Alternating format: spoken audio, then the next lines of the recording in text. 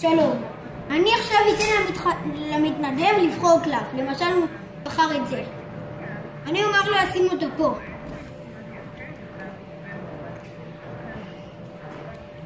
אני שם אותו פה. אני אסגור. נעשה ככה. וזה הקלף שהמתנדב בחר. איך עושים את זה?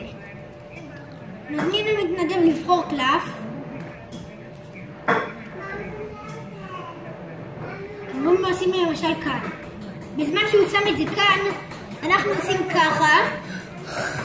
רואים את המספר הזה. סוגרים את זה, ואז עושים ככה. ואז הקלף שלפני הקלף שראינו, זה הקלף שהמתנדב בחר.